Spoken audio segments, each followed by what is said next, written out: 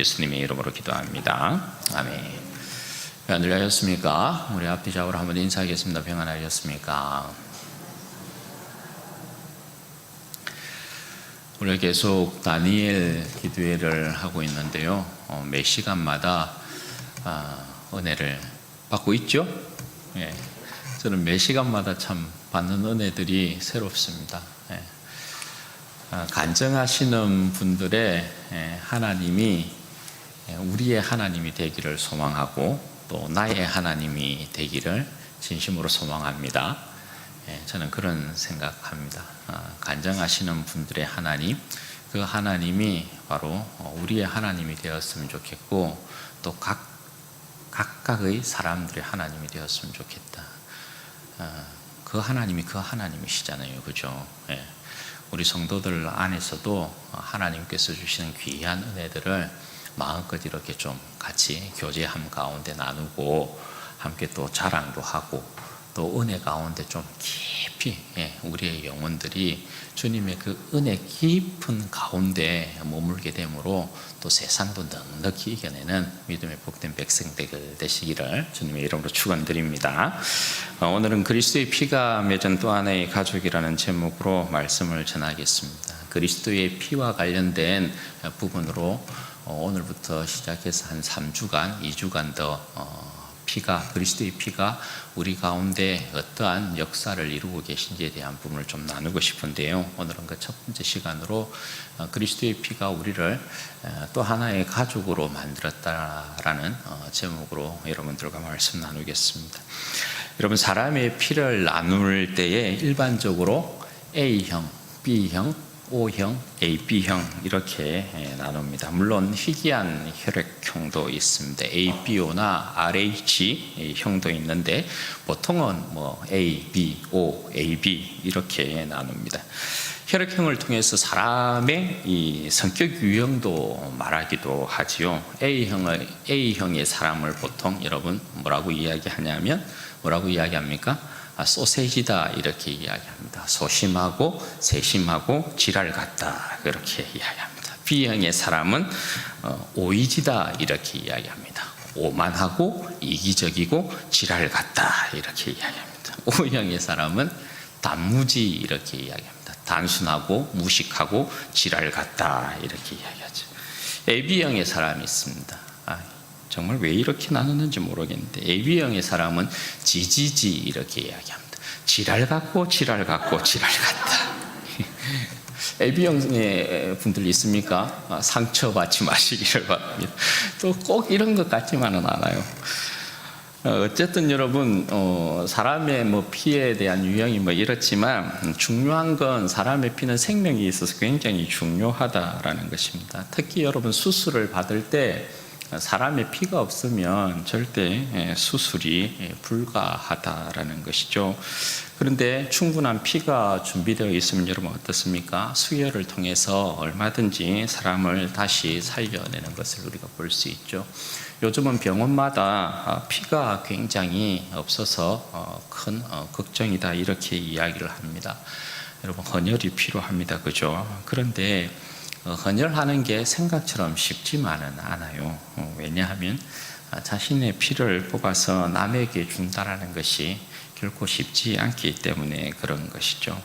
그런데 여러분 오늘 자신의 피를 한 방울도 남기지 않고 뽑아서 우리에게 주신 분이 계셔요. 그분이 누굽니까? 우리 주 예수 그리스도이십니다. 여러분 우리 모두는 예수 그리스도의 피로 말미암아 다시 살아난 사람들인 줄로 믿습니다. 오늘 본문이 이제 그 말씀하고 있는데요. 먼저 예수님의 피를 수혈받기 전에 우리의 모습은 어떠했는가에 대한 부분을 이야기하고 있습니다. 예수님의 피를 수혈받기 전에 우리의 모습은 대대적인 수술이 필요한 상태의 모습이었다. 성경은 그렇게 이야기하고 있습니다. 한마디로 심정지의 상태에 있었다 그렇게 말씀을 하고 있는데요. 그 표현을 어떻게 하고 있느냐 하면 11절 말씀에 이렇게 되어 있어요. 그러므로 생각하라. 너희는 그때 육체로는 이방인이요 손으로 육체에 행한 할례를 받는 무리라 칭하는 자들로부터 할례를 받지 않는 무리라 칭함을 받는 자들이라. 그러므로 생각하라. 생각하라는 말은 여러분 또 다른 말로 기억하라 이런 말이 됩니다. 무엇을요? 그때를 기억하라. 그때를 생각하라. 그렇게 이야기합니다. 그때, 언제를 이야기하는 것입니까? 예수 그리스도의 피를 수혈받기 이전에 심정지의 상태로 있었던 그때를 기억하라. 이렇게 말씀을 하고 있습니다. 심정지로 있었던 우리의 상태가 어떠했길래 그때를 기억하라 그렇게 말씀하는 것일까요?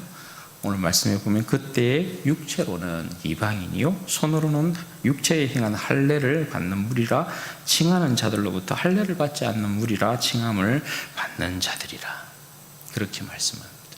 사도 바울은 에베소 교인들이 예수 그리스도의 피로 수혈받기 전 심정지의 상태로 죽어 있었던 비참한 상태에 대해서 말씀하는데요. 같은 의미의 표현을 여러 번 반복해서 다른 표현으로 강조하는 형식으로 말씀을 하고 있습니다. 반복해서 말한다는 건 여러분 뭐예요? 머리와 가슴에 반드시 새겨져야 한다라는 것을 말씀하는 것이죠. 여러분 먼저 나오는 표현이 육체로는 이방인이었다 이렇게 표현을 합니다. 육체로 이방인이었다라는 것은 뭘 이야기하는 것입니까? 하나님의 구원 역사에 있어서는 전혀 상관없는 자들이었다 그렇게 말씀하는 것입니다. 한마디로 하나님께서 그의 역사에 있어서 내가 너희들하고는 상대조차 하지 않겠다 그렇게 말씀하는 것입니다. 왜 그런 장면들 있잖아요. 어떤 사람이 식당이나 영업장에 이렇게 가서 불만을 말할 때 종업원들하고 사원들하고 이야기하지 아니하고 대뜸 그렇게 이야기하는 사람들이 있어요. 여기 사장이 누구야? 사장 나오라고 그래. 그렇게 말하는 분들이 있죠. 그와 같은 것이라고 할 수 있습니다. 이방인은 하나님의 구원 역사에 있어서는 논할 급이 안 돼요. 너희들은 저리 가라. 내가 너희와 상대할 급이 아니다. 너희는 나와 상대할 급이 아니다. 그렇게 말씀하고 있는 것입니다. 그게 육체로는 이방인 이러한 표현이 되는 것입니다. 그리고 이어서 나오는 표현이 여러분 뭡니까? 할례자인 유대인들로부터 뭐라 칭함을 받았다고요? 무할례자로 칭함을 받았다라는 것입니다. 이건 뭘 이야기하냐면 유대인 쪽에서 이방인을 바라볼 때의 관점에 있어서 유대인들은 이방인을 개무시했다라는 뜻입니다. 한마디로 유대인의 입장에 할례받지 못한 이방인은 한마디로 사람이 아닌 것입니다. 왜 그렇습니까? 할례는 여러분 뭡니까? 할례는 언약 백성의 표라고 하잖아요. 이 할례가 이스라엘 백성들로 하여금 선민이라는 프라이드를 제공하고 있는 것이란 말입니다. 하나님께서 자신들을 택하셔서 할례라는 표를 가지게 만들었어요. 그래서 이 할례는 하나님의 선택받은 백성이라는 프라이드를 이스라엘 백성 가운데 제공했어요. 그러니까 할례 받지 못한 백성은 하나님께 택함을 받지 못한 백성이에요. 그러니까 이스라엘은 이스라엘 나름대로 자랑할 만하죠. 자기는 하나님께서 택하셔서 할례를 받게 한 민족이거든요. 그러니까 하나님 앞에 택함을 받은 그들과 이방인들은 당연히 차이가 날 수밖에 없고 할례 받은 유대인들은 이방인들을 무시할 수밖에 없는 거예요. 신들 중에 신이신 참신이신 살아계신 하나님이 우리를 택하였다. 그러나 너희는 택한 백성들이 아니잖아. 그러니까 유대인들이 이방인들을 그저 개무시하는 그러한 형태가 나타날 수밖에 없는 것이었다라는 거예요. 그리고 여러분 12절에서 다시 한번 사도 바울이 이방인의 이제 비참함을 설명하는데요. 12절 말씀해 보면 그때에 너희는 그리스도 밖에 있었고 이스라엘 나라의 밖의 사람이라 약속의 언약들에 대하여는 외인이요 세상에서 소망이 없고 하나님도 없는 자이더니 다섯 부분으로 여러분 이야기해요. 다섯 가지로. 먼저는 여러분 그리스도 밖에 있었다 이렇게 표현하죠. 그리스도 밖에 있었다라는 표현은 여러분 뭐예요? 앞서 말씀드린 것처럼 이방인에 대한 부분을 이야기하는 구원 역사와 관계없다 이거예요. 그리스도 밖에 있었다. 이 말은 너희는 구원 역사와 관계없는 자들이었다. 그렇게 이야기하는 거예요. 이스라엘 나라 밖의 사람이라, 이 표현은 여러분 뭐예요? 너희는 선택에서 제외된 인간들이었다. 이걸 이야기해요. 그럼 여러분, 약속의 언약들과 상관이 없었다. 이건 뭐예요? 하나님께서 주시는 모든 혜택에 있어서 너희들은 제외된 자들이었다. 이걸 이야기해요. 세상에서 소망이 없는 자라는 건 여러분 무슨 표현일까요? 세상에서 소망이 없었다라는 것은 영광의 소망에 있어서는 너희는 아무것도 바랄 수 없는 자들이었다. 이걸 이야기하는 거예요. 그럼 여러분, 하나님도 없는 자였다. 이건 어떤 표현일까요? 너희는 영원한 생명의 복에서 제외된 인간들이었다. 이렇게 말씀하는 거예요. 그러나 여러분, 어떠한 생명과 영광과 소망에 있어서도 제외된 비참한 상태에 있었던 자들이 바로 이방인들이었다. 그렇게 말씀을 하고 있는 거죠. 택함받지도 못했어요. 환영받지도 못하고 환대받지도 못하고 영접받지도 못하고 외면당하고 소외당하고 제외당하고 거절당하고 무시당하던 그런 사람이 바로 이방인의 그 상태에 있었던 사람이었다. 그러니까 여러분, 이게 얼마나 여러분 비참한 것입니까? 그런데 너희는 그때 그러했다라는 거예요. 그리고 바울은 그때를 기억하라 그렇게 말씀해요. 성경에서 여러분 기억하라는 말은 뭐라고 그랬어요? 성경에서 기억하라, 생각하라, 기념하라는 말은 그냥 추억을 단지 회상하라 이런 말이 아니라고 그랬어요. 그죠? 성경에서 기억하라 이 말은 과거의 현재화를 이야기한다 말씀을 드렸어요. 그러니까 그 과거가 현재가 되게 하라 그렇게 이제 말씀을 하고 있는 것이죠. 무엇 때문에 그럴까요? 예수 그리스도 안에 있는 복과 비교하기 위한 거예요. 13절 말씀에 보면 이렇게 되어 있죠. 이제는 상황이 바뀌었어요. 이제는 전에 멀리 있던 너희가 그리스도 예수 안에서 그리스도의 피로 가까워졌느니라. 여러분, 대반전이 일어났어요. 죽었던 인생이, 철저히 외면당하고 소외당했던 인생이, 무시당했던 인생이 다시 살아나게 되었어요. 어떻게 해요? 어떻게 이런 반전이 일어났나요? 그리스도의 피로요. 그리스도의 피로. 그리스도의 피로 인생의 대반전이 일어났어요. 그리스도의 피가 이방인의 삶을 살았던 그 비참한 상황 가운데 살았던 그 백성에게 수혈이 되었다라는 거예요. 예수님이 그의 피를 한 방울도 남기지 아니하고 철저히 무시당하고 외면당하고 소외당하고 제외당하고 그 어떠한 것도 바랄 수 없는 심정지로 죽어 있었던 그 이방인의 그 상태 가운데 있었던 그들에게 예수님의 피가 수혈되기 시작했다는 거예요. 그 표현을 전에 멀리 있던 너희 이렇게 표현해요. 이 표현은 이제 이미지가 성소의 개념으로 바뀌고 있는 거예요. 전에 멀리 있었다. 성소의 개념에 있어서 너희들은 저 멀리 있었다. 그렇게 표현을 하고 있어요. 성소의 개념에 있어서 멀리 있었다는 건 여러분 뭘 이야기해요? 하나님의 영광에 가까이 머물지 못했던 비참한 상황을 이야기하고 있는 것이거든요. 그들이 하나님께 가까이 오지 못하고 멀리 있었는데 그 비참한 상황이 여러분 어떤 모습이에요? 하나님 앞에 나와서 절대 예배할 수 없어요. 이방인들은. 그런데 그들을 어떻게 했다고요? 생명도 없었던, 하나님을 가까이 와서 예배할 수도 없었던 그 인생들이 예수 그리스도의 피로 여러분 어떻게 했다고요? 하나님께서 가까이 불렀다라는 거예요. 가까이 불렀는데 얼만큼 그들을 가까이 불렀다라고 이야기합니까? 여러분, 이게 놀라운 거죠. 이게 하나님께서 저 멀리 있었던, 끝을 알 수도 없는, 저 멀리 구석에 있었던 이방인이었는데 그들을 하나님께서 가까이 불렀어요. 얼마만큼 가까이 부른 거예요? 예수 그리스도의 피로 말미암아 하나님께서 그들을 가까이 부르셨는데 어디만큼 가까이 부르시냐면 지성소 안까지 밀어넣어버리는 거예요.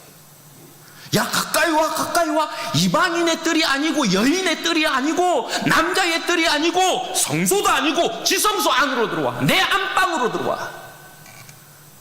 하나님께서 그렇게 이방인인 에베소 교인들을 그렇게 불러버렸더라는 것이에요. 그리스도의 피가 아니면 절대 일어날 수 없는 일이에요. 여러분, 그 이전에 어떤 이스라엘 백성이 하나님께서 가까이 불렀어도 지성소 안으로 들어간 이스라엘 백성이 어디에 있어요? 지성소 안으로는 그 어떤 이스라엘 백성 가운데 대제사장도 그죠, 지성소 안으로는 들어가지 못하였잖아요. 그런데 이방인이었던 그들을 무엇으로요? 예수 그리스도의 피로 그들을 씻겨서 거룩하고 흠이 없는 하나님의 자녀 삼아서 지성소 안으로 불러들였다는 거예요.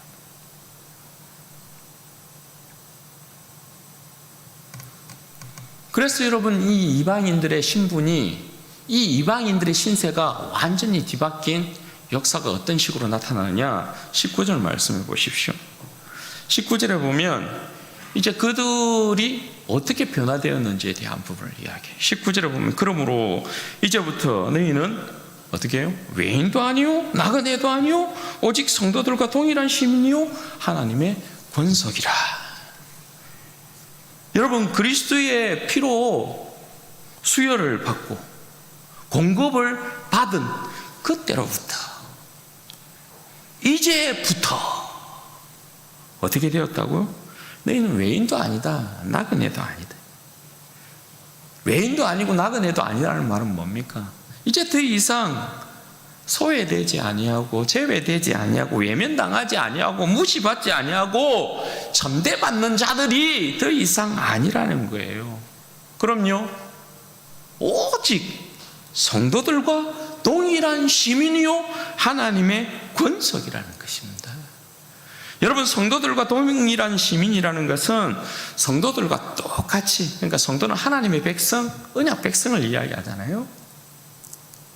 성도들과 똑같이 차별이 없이 동일한 하나님의 구원 역사의 그 영광 안에 포함이 되고 그 안에서 선택을 받았어. 그 안에서 동일한 혜택이 그들에게 주어지고 영광의 소망과 생명의 복을 누릴 수 있게 되었다라는 것을 말씀하고 있는 것입니다. 그리고 하나님의 권속이라는 말은 여러분 뭡니까? 권속이라는 건 하나님의 가족이라는 뜻이. 하나님의 가족. 하나님의 가족이라는 여러분 뭘 이야기하는 것입니까? 하나님의 가족이 되었다라는 것은 하나님과 함께 식탁에 앉게 되었다라는 걸 이야기해요. 그런데 여러분, 아시다시피 구약의 이스라엘 백성들은 하나님과 겸상을 절대 할 수 없었어요. 아시죠? 이스라엘 백성들은 전부 성소 밖에서, 화목제 같은 경우도 성소 밖에서 먹어야 돼요. 성소 안에서 유일하게 먹을 수 있었던 자들은 제사장이었어요. 하나님께서 그의 거룩한 진설병을 대제사장에게 이렇게 줄 때도 대제사장은 절대 하나님과 겸상할 수 없어요. 지성소의 휘장을 하나님께서 절대 열어주지 아니하고, 야, 너는 이거 너한테 주긴 주는데 저기 떨어져서 먹어. 그래도 제일 거룩한 곳에서 대제사장은 그 거룩한 떡을 먹어요. 그러니까 어쨌든 대제사장이라도 그들은 절대 하나님과 겸상할 수 없어요. 네. 그런데 오늘 예수 그리스도의 피로 이방인이었던 저 멀리 있었던 이방인들이 하나님의 성소 안으로 들어와서 하나님의 가족이 되었대요. 하나님의 가족이 되고 하나님과 어떻게 해요? 겸상하는 거예요. 겸상. 하나님과 겸상. 하나님의 자녀는 더 이상 여러분 뭐예요? 예수 그리스도의 피로 하나님의 자녀된 백성은 더 이상 하나님의 상에서 떨어지는 부스러기를 주워 먹는 백성들이 아니에요. 하나님께서 차려놓으신 예수 그리스도의 살과 피를 먹고 마시는 영원한 생명의 양식과 참된 음료를 먹고 마시는 그런 복된 백성으로 부르고 있는 거예요. 그게 하나님의 가족이에요. 하나님의 가족. 이방인이었을 때는 그죠? 그냥 하나님의 백성들이 상에서 먹다가 흘린 그 부스러기 먹는 자들이었잖아요. 그게 여러분 그 귀신 들린 아이를 고쳐달라고 예수님께 고백하였던 그 여인의 고백 아니겠어요? 예수님께서 자녀들의 떡을 치어여 개들에게 던짐이 마땅하지 아니하다. 그 여인의 고백이 뭐였습니까? 좋은데요. 개들도 상에서 떨어지는 부스러기는 먹잖아요. 이 이방인의 모습이 그런 거였거든요. 그런데 더 이상 우리가 뭐라는 거예요? 하나님의 상에서 떨어지는 부스러기나 주워 먹는 그런 이방인이 아니라는 거예요. 여러분, 오늘 말씀을 통해서 한 세 가지 교훈을 볼까요? 첫 번째, 여러분, 우리는 이방인이었던 때를 기억하자. 이방인이었던 때를 기억하자. 그때 여러분, 우리의 인생의 모습은 어떠했습니까? 진정 여러분, 우리의 인생에 소망이라는 것 여러분 있었습니까? 그저 헛된 것을 추구하며 살았던 우리의 인생 여러분, 그런 모습 아니었습니까? 무시당하고 예면당하고 그죠? 소외당하고 제외당하고 거절당한 우리의 인생의 모습, 그거 아니었습니까? 그냥 비참한 삶의 모습. 근데 여러분, 사람으로부터 외면당하고 소외당하고 거절당하고 무시당하고 어느 정도 좀 그까짓 것 하면서 참고 살아갈만 할 수 있어요. 모진 인생이라도 그까짓 것 하면서 살 수 있지 않겠어요? 그런데 여러분, 무서운 것이 뭐였어요? 우리가 알고 우리가 깨달은 진리가 뭐였어요? 무엇이었어요? 그 무시가 말입니다. 그 거절이, 그 소외가, 그 죄가, 그 전대가 하나님께로부터였다는 거예요. 우리는 그저 사람에게 무시당하고 전대당하고 소외당하고 거절당하고 외면당하는 인생인 줄 알았는데 그게 아니었더라.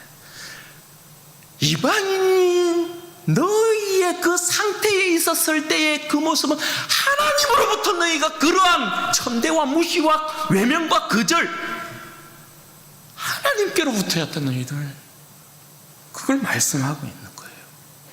여러분, 하나님께로부터 거절당하고 외면당하고 소외당하고 무시당하는 인생, 여러분 어디로 갈 수 있을까요? 어디로? 죽음밖에 더 있어요. 사람도 아닌 하나님께로부터 그렇게 여러분 무시당하고 외면당하고 거절당하면 우리의 인생이 어디를 가서, 어디에 가서 인생의 소망과 위로와 생명을 얻을 수 있냐 말이에요. 그런데 이방인으로 살았던 우리가 그런 상황 가운데 있었다라는 거예요. 그런 상황 가운데.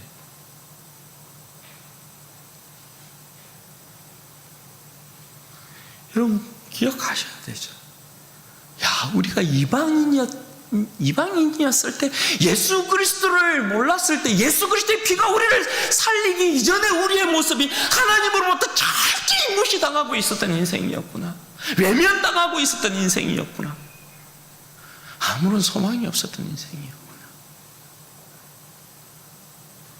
예수 그리스도의 피가 아니었으면 구원의 역사에 있었어도, 선택에 있었어도, 혜택에 있었어도, 소망에 있었어도, 생명에 있었어도 우리는 아무것도 아니었구나. 그걸 여러분 기억해야 된다는 거예요. 이걸 여러분 우리가 날마다 기억해야 될 이유가 뭐예요?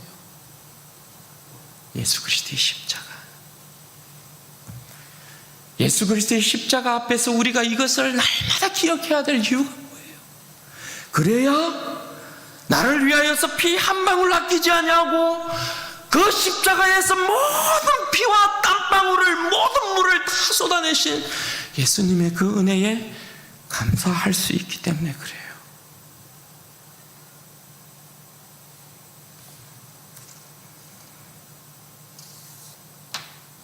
주님, 이러한 미천한 인생도 주님께서 살리셨습니까? 주님, 이렇게 못난 인생도 주님께서 살리셨습니까? 그죠? 내 자신을 이방인이었던 공중권세 잡은 자를 따라갔던 이 세상의 불순종의 아들들 가운데 지금도 역사하는 그 마귀를 따라갔을 때에 비참한 내 인생의 모습을 예수 그리스도의 그 십자가의 은혜에 비추어 보아야 이 인생이 예수 그리스도로 말미암아 구원받은 은혜가 이토록 크고 놀랍고 고귀한 것이구나. 그걸 알죠. 그걸 알아야, 예수님의 그 십자가의 은혜를 알아야 이 비천한 인생, 이 아무짝에도 쓸모없는 인생을 주님께서 피 한 방울 아끼지 아니하시고 그 자신의 생명의 피를 나에게 주셔서 나를 살려내셨다라는 걸 알아야 내 인생이 주님 앞에 감사함의 제물이 될 것 아니겠어요? 그렇죠? 내가 더 이상 이렇게 살아서는 안 된다. 내가 더 이상 이 세상에 이 죄악에 끌려서 이렇게 살아서는 안 된다. 지나간 때가 족하다. 날마다 예수 그리스도의 십자가 앞에서 그걸 묵상해야 되지 않겠어요? 그래야 세상을 이길 수 있지 않겠어요? 그래야 여러분 죄의 유혹에서 벗어날 수 있지 않겠어요? 예수님의 십자가의 은혜를 까먹으니까 얼마나 비참하고 얼마나 못난 그 상황 가운데서 주님께서 나를 구원하셨다라는 이 은혜를 잊어먹으니까 끊임없이 우리는 세상의 유혹 가운데, 죄의 유혹 가운데 계속 넘어지고 쓰러지고 정신 못 차리고 그렇게 되는 거예요. 그런데 육체로 이방인이었던 내 모습을 묵상하면, 십자가 앞에서 내 모습을 그때를 묵상하면 내가 이렇게 살아서는 안 된다.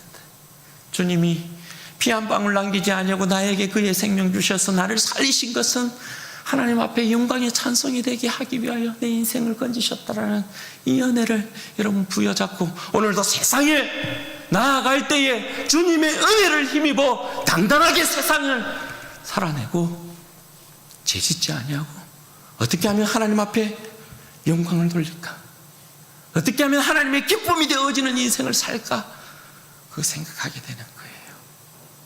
그러면 그때를 기억해야 돼요.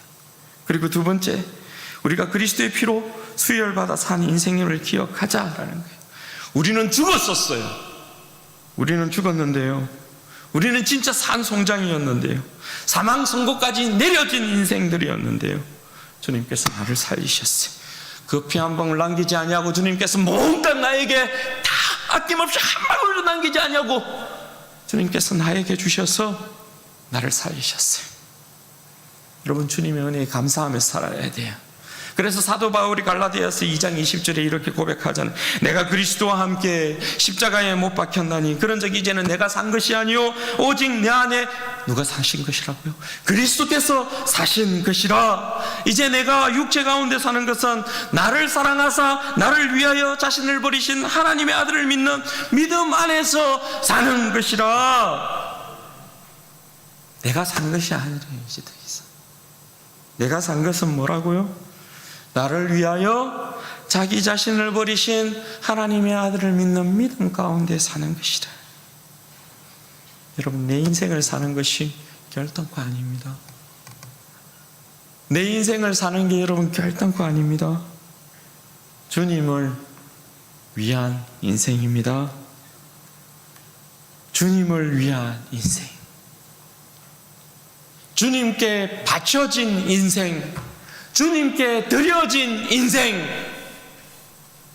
내 자신을 발견할 때 반드시 주님께 드려지고 있는 내 자신을 발견해야 된다 말씀드렸습니다. 주님께 드려지고 있는 내 자신을 주님 안에서 발견할 수 있어야 된다 말씀을 드렸습니다. 그것이 아니면 나는 주 예수를 위하여서 사는 것이 아니고요, 내 인생을 위해 사는 것이에요.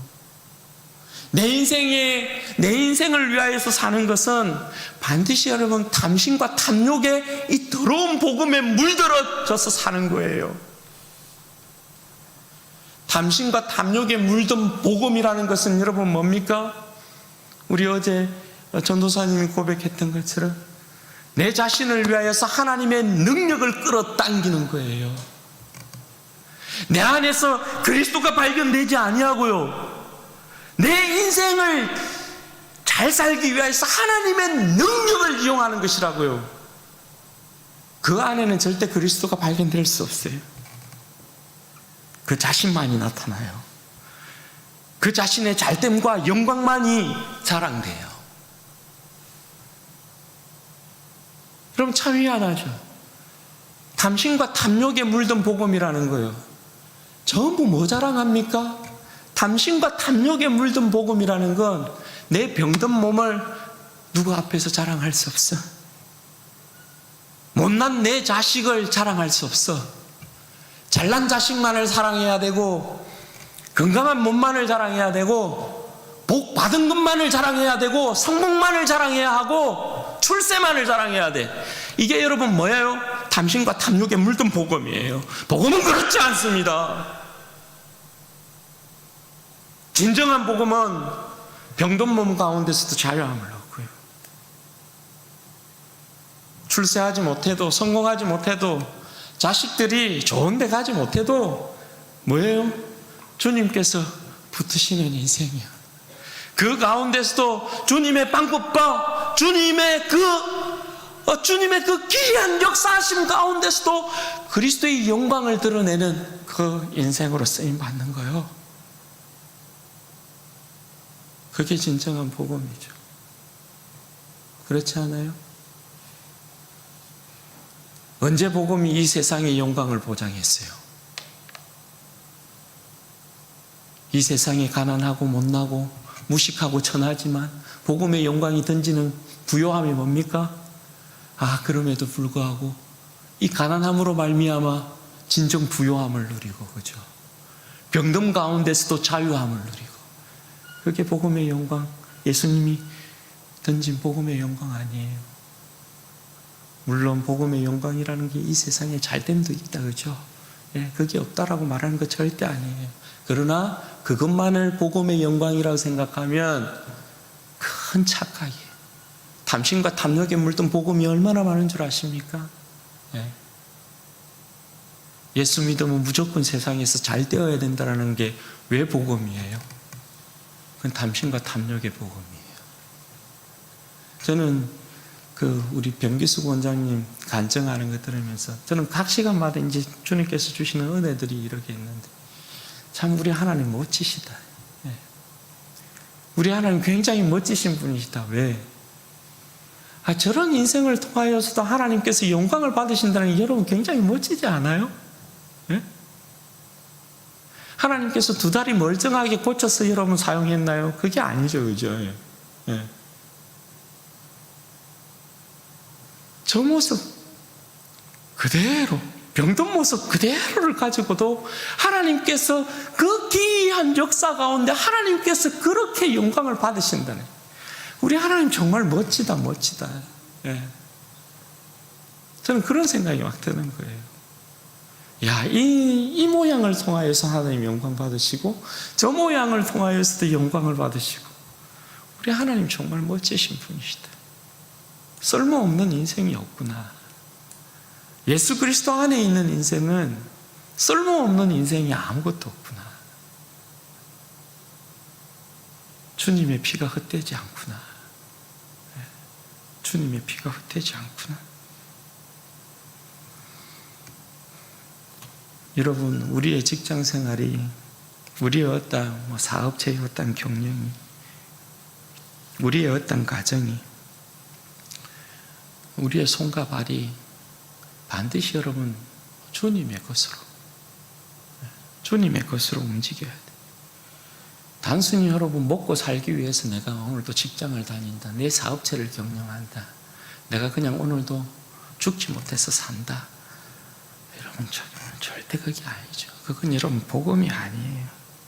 주님께서 우리에게 그 자신의 모든 피를 한 방울도 남기지 아니하고 우리에게 다 쏟아주셨다라는 건 그리스도의 피로 말미암아 우리가 이미 값지다라는 거예요. 이미 주님께서 우리의 인생을 그리스도의 피로 받으셨다라는 거예요. 버릴 인생이 아무것도 없다라는 거예요. 그거 꼭 기억하셔야 됩니다. 그러니까 내가 단지 그냥 먹기 위해 산다, 그만큼 여러분 그리스도의 피를 값싸게 만드는 생각이 없다니까요. 그건 믿음으로 해석하는 게 절대 아니에요. 자신의 인생을 그리스도의 존귀한 피가 이미 나에게 돌고 있어요. 그것 때문에 내가 살고 있어. 나는 이미 그것으로 인하여 주님 앞에 값진 인생이야. 더 이상 다른 것과 비교할 필요 없어요.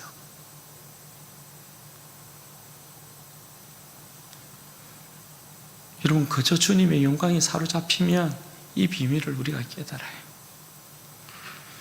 저는 우리 사랑하는 성도들이 정말 그랬으면 좋겠어요. 예수 그리스도의 십자가 외에 다른 것이 보이지 않았으면 좋겠어요. 여러분의 인생을 고귀하게 하시고 값지게 하신 그리스도의 피로 말미암아 살려내신 여러분의 인생이 정말 내가 사랑하는 분은 이 세상에 우리 주님 한 분밖에 없습니다. 그렇게 고백하게 되기를 바라고, 찬송가의 여러분 고백처럼 세상과 나는 간 곳 없고 구속한 주만 보이도다, 이런 고백이 좀 일어났으면 좋겠어요. 여러분, 이런 고백 해보신 적이 있어요? 정말 세상과 나는 간 곳 없고 구속한 주만 보이는 그런 여러분 영광을 한번 체험해 본 적이 있어요? 그거 있어야 돼요. 그리스도의 보혈이 나에게 수혈됨으로 말미암아 한 방울도 남기지 않는 그리스도의 보혈이 나에게 꽉 돌고 있음으로 말미암아 정말 세상과 나는 간 곳 없고 구속한 주만 보이는 그 영광이 한번 사로잡혀 봐야 돼요. 그 영광이. 그래야 이 세상이 아무것도 아닌 것이라는 걸 알게 돼요.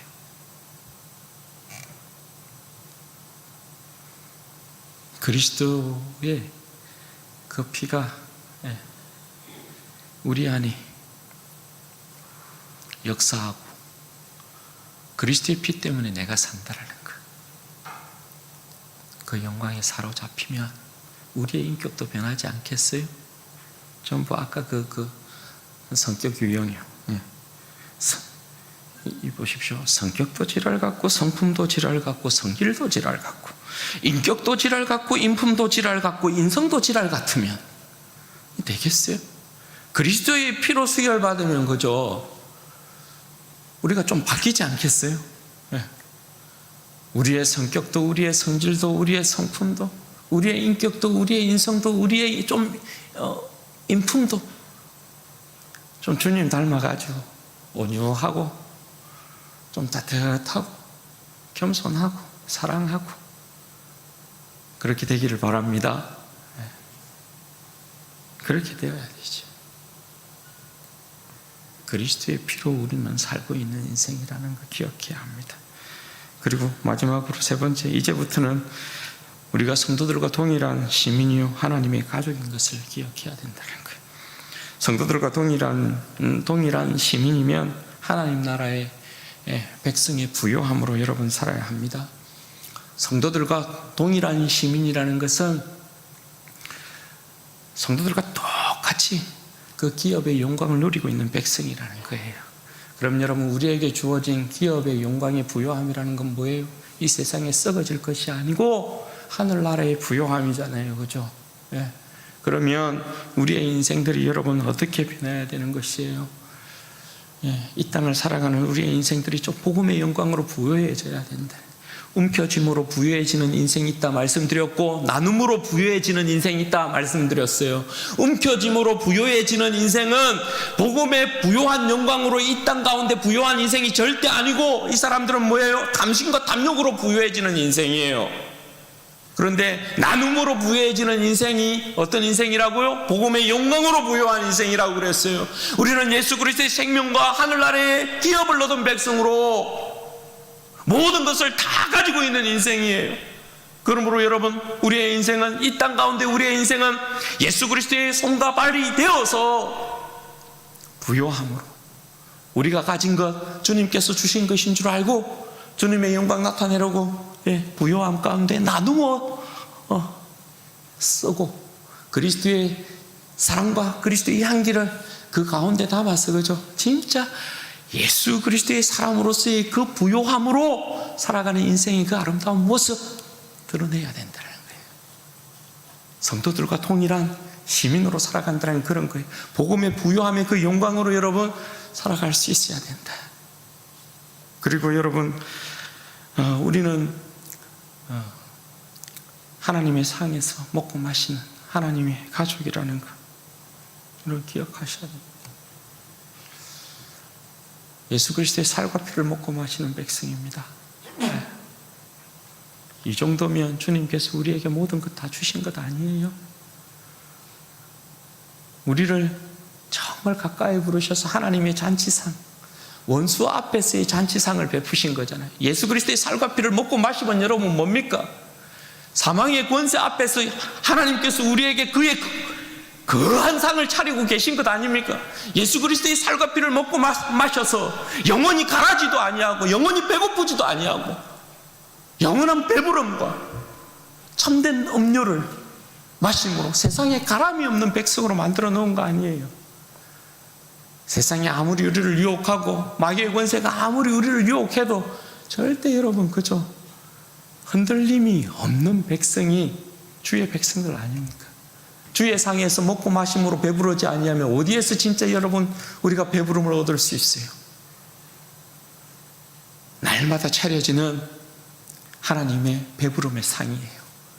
예수 그리스도의 말씀으로, 그 사랑으로, 그 은혜로 계속해서 우리의 영혼을 여러분 살찌워야 합니다. 그러면 우리가 이 세상 가운데 무너질 이유가 없습니다. 바라기는 우리 사랑하는 성도들이 주님 안에 한 가족으로 부름받았다는 사실, 주님의 살과 피를 먹고 마신다는 사실, 또 주님께서 그의 피로 우리를 그리스도 예수 안에 불러서, 여러분 우리가 성찬식 때마다 항상 기도하는 내용이 뭡니까? 한 제단에 참여하여서 주님의 살과 피를 함께 먹고 마시는 새로운 가족 되었다라는 것.